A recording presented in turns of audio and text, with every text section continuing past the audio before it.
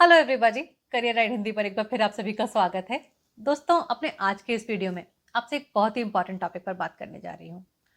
और ये टॉपिक है कि अगर आपने एक नया नया बिजनेस स्टार्ट किया है, आपका एक नया नया स्टार्टअप है, तो उस केस में कौन से वो खर्चे हैं जो कि आपको करने चाहिए अपने बिजनेस में, और कौन से वो खर्चे हैं जिनको कि आप अवॉइड कर सकते हैं। बिकॉज देखिए, होता क्या है कि बिजनेस की इस स्टेज पर हमारे पास काफ़ी लिमिटेड पैसे होते हैं। ऑल्दो हमें लगता है कि हमारे पास बहुत सारे पैसे हैं, लेकिन पैसे खर्च होते हुए समय नहीं लगता है। और अगर आपने इन पैसों को वेस्टफुली खर्च कर दिया, अगर इनको ध्यान से खर्च नहीं किया, तो बहुत ही जल्दी आपका बिजनेस प्रॉब्लम में भी आ सकता है।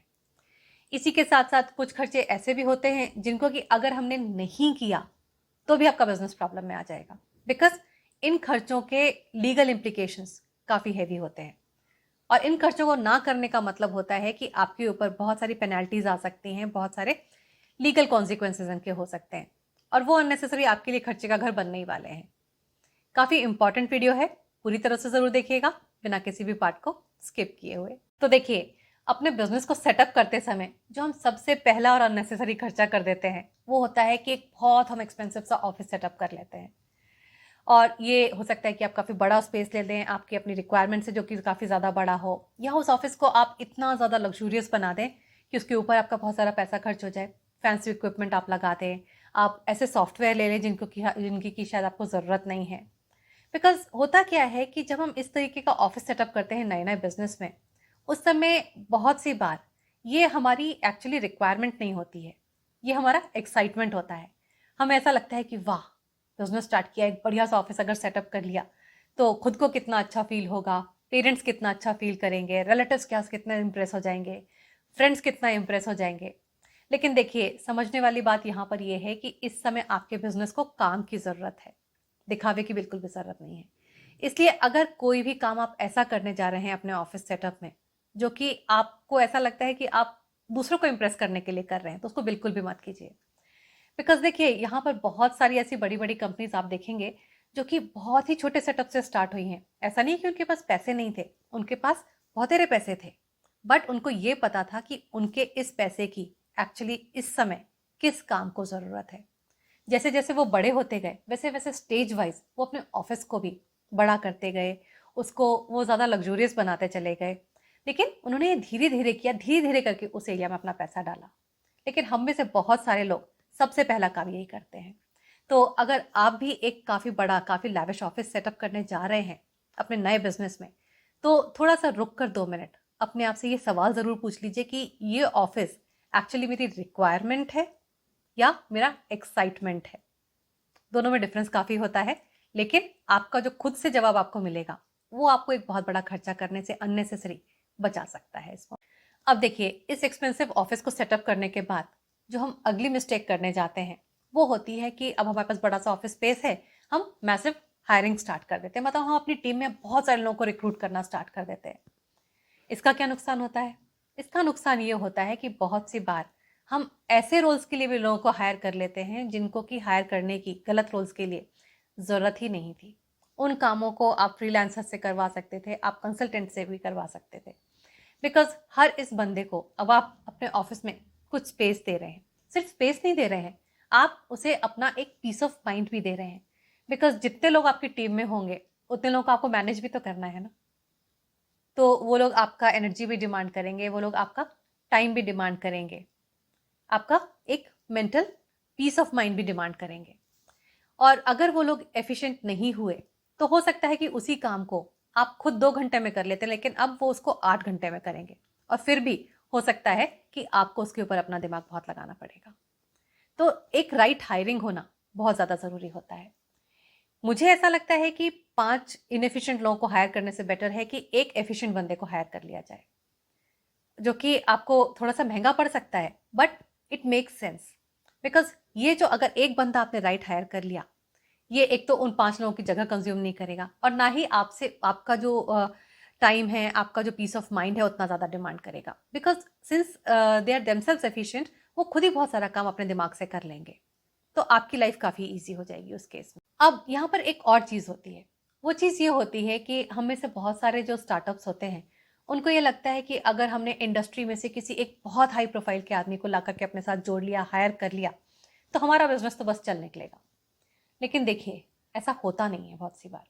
इसका रीज़न ये होता है कि जो भी ये बहुत हाई प्रोफाइल वाले प्रोफेशनल्स होते हैं, वो एक पर्टिकुलर सेटअप में काम कर रहे हैं। बड़ी कंपनी में उनके पास एक डिफरेंट टाइप का इंफ्रास्ट्रक्चर अवेलेबल है, उनके पास डिफरेंट टाइप का, आप ये समझ रहे हैं, सॉफ्टवेयर अवेलेबल है, एंड उसके बेसिस पर वो डिसीजंस ले रहे हैं, उसके बेसिस पर उनका काम हो रहा है। कोई ज़रूरी नहीं है कि वही सेम बंदा आपकी टीम में आकर भी उतना ही इफेक्टिव हो पाए, लेकिन हाँ, उसका खर्चा उतना ही रहने वाला है, बिकॉज उसके जो सैलरी रिक्वायरमेंट्स हैं वो उतने ही रहने वाले हैं। तो बहुत बड़ी प्रोफाइल को देख करके इम्प्रेस मत हो जाइए। देखिए कि आप बिजनेस के किस स्टेज पर हैं, क्या आप उनको अफोर्ड कर सकते हैं इजीली या नहीं। जस्ट बिकॉज उनकी बहुत हाई प्रोफाइल है, इस बात से इम्प्रेस मत हो जाइए। आपको अपने लिए एक राइट डिसीजन लेना है यहाँ। अब देखिए, एक और बहुत बड़ा खर्चा जो कि नए बिजनेसेस, नए स्टार्टअप्स करते हैं, वो होता है पेड पीआर या पीआर एजेंसीज के ऊपर। इस खर्चे को भी बिजनेस की इस स्टेज पर, जबकि आप बहुत नए हैं, अवॉइड किया जा सकता है, बिकॉज ये एक ऐसा खर्चा है जो कि आपकी पॉकेट में बहुत जल्दी बर्नआउट्स क्रिएट कर सकता है। अब अपने बारे में या अपने बिजनेस के बारे में डिफरेंट न्यूज़पेपर्स में छपे, डिफरेंट बिजनेस मैगजीन्स आपके बारे में लिखें, किसको अच्छा नहीं लगता है? सबको अच्छा लगता है। लेकिन अगर आपको ये लगता है कि इस काम को करवाने के लिए आपको पे करने की ज़रूरत है, तो आपको गलत लगता है। और देखिए, मैं जो कुछ भी आपसे कह रही हूँ वो मैं आपसे ऐसे ही नहीं कह रही हूँ। मैं खुद एक पीआर प्रोफेशनल रही हुई हूँ अपने करियर में। जब मैंने करियर राइट स्टार्ट किया था, उससे पहले मैं डिफरेंट कंपनीज में पीआर के रोल में काम किया करती थी। और उस काम को करते हुए मैं डिफरेंट मैगजीन्स को, डिफरेंट न्यूज़पेपर्स को डायरेक्टली कॉन्टैक्ट किया करती थी अपने प्रोडक्ट के बारे में। And you will be surprise to know कि जो एडिटर्स होते हैं या जो जर्नलिस्ट होते हैं, वो आपसे सुनने के लिए वेट कर रहे होते हैं। वो खुद क्योंकि इस तरह की इन्फॉर्मेशन को तलाश रहे होते हैं। तो आप ये मत समझिए कि आपको कोई एंटरटेन नहीं करेगा, आपको एंटरटेन करेंगे। आपको राइट बंदे के पास पहुंचना है। हो सकता है वो आपसे कहेंगे कि आप अपने प्रोडक्ट को हमको भेज दीजिए, हम रिव्यू कर सकते हैं उसका, वो पब्लिश कर सकते हैं। या एक बार आपकी उनके साथ में रेपो बन गई, आपको पता है कि कौन बंदा है जिसको आपको कांटेक्ट करना है, तो हो सकता है कि अगली बार आप उनको बोलें कि हमारे सीईओ के साथ में आप एक इंटरव्यू कंडक्ट कर लीजिए, या कुछ इस तरह की डिफरेंट एक्टिविटीज़ वो आपको खुद भी प्रपोज करेंगे, वो की जा सकती हैं। लेकिन इस काम को करने के लिए आपको पे करने की इनिशियली बिल्कुल भी ज़रूरत नहीं होनी चाहिए। ना तो इन डिफरेंट पब्लिकेशंस को, और ना ही आपको पीआर एजेंसीज को इनिशियली पे करने की ज़रूरत होनी चाहिए। हाँ, एक बार जब आपका बिजनेस चल जाएगा, बड़ा हो जाएगा, तो लोग डेफिनेटली पीआर एजेंसीज को हायर करते हैं। बट आपको पता तो होना चाहिए कि आपकी पॉकेट में पैसे कितने हैं, वो पैसे इन कामों को करने से कितना जल्दी खर्च हो सकते हैं। तो एक चीज़ को भी ज़रूर अपने दिमाग में रखिएगा। अब देखिए, ये बात जो मैंने आपसे अभी अभी पेड पीआर के लिए कही है, ये सेम बात अप्लाई होती है एडवर्टाइजिंग के ऊपर भी। अगर आपका एक नया बिजनेस है, तो बहुत केयरफुली एडवर्टाइजिंग के ऊपर आप स्पेंड कीजिए। अगर ज़रूरत नहीं है तो स्पेंड भले से मत कीजिए, बिकॉज इस समय आपके प्रोडक्ट को आपकी ज़्यादा ज़रूरत है, राइट। बहुत सी बार ऐसा होता है कि हमें ऐसा लगता है कि भाई गूगल एड्स जो होते हैं या फेसबुक एड्स जो होते हैं, बड़े सस्ते प्लेस हो जाते हैं। इन्फ्लुएंसर्स के थ्रू अगर हम मार्केटिंग करवाते हैं तो ये बड़ा सस्ता हो जाता है। लेकिन देखिए, आपको हो सकता है एक जो आपका व्यू है या जो एक इम्प्रेशन है या एक क्लिक है, उसका कॉस्ट आपको कम लग रहा होगा। लेकिन ये किस समय एडअप होते होते 1,000 बन जाएगा, 10,000 बन जाएगा, 1 लाख बन जाएगा कॉस्ट, आपको पता भी नहीं चलेगा। बहुत सी बार तो ऐसा भी होता है बिजनेसेस में कि जो ओनर्स होते हैं उनको बहुत क्लियरली अभी ये भी अंदाज़ा नहीं होता है कि हमारा टारगेट कस्टमर कौन है, और हम एड्स प्लेस करते चले जाते हैं। उन एड्स को प्लेस करने से पहले आपको एक तो आपका टारगेट कस्टमर बहुत क्लियरली पता होना चाहिए, आपको अपना बजट बहुत क्लियरली पता होना चाहिए, आपको इसके साथ साथ में इसका एनालिसिस बहुत क्लियर पता होना चाहिए कि क्या मैं जो स्पेंड कर रहा हूँ या कर रही हूँ उसका रिटर्न ऑन इन्वेस्टमेंट क्या है। अगर वो आपको नहीं पता होगा तो आप बहुत ही जल्दी अपने पॉकेट्स में इतने बड़े बड़े छेद बना लेंगे जो कि आपके पैसे आने से पहले छन के बाहर निकल जाएंगे। अब देखिए, अभी तक तो मैं आपसे कह रही थी कि यहाँ खर्चा मत कीजिए, वहाँ खर्चा मत कीजिए, अपने पैसे को बर्बाद मत कीजिए।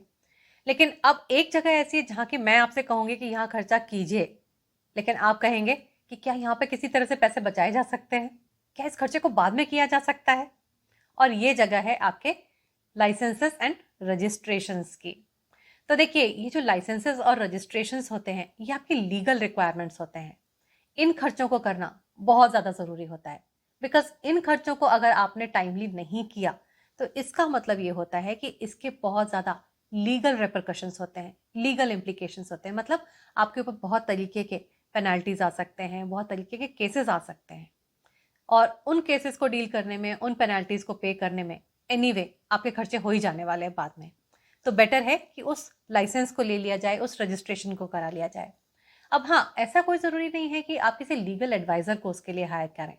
अगर आप खुद केपेबल हैं तो आप इस काम को खुद भी कर सकते हैं। अदरवाइज देखिए, अगर आपने इनिशियली अपने किसी सीए से ये काम करवाए भी तो बहुत ज़्यादा एक्सपेंसिव ये नहीं होने वाला है।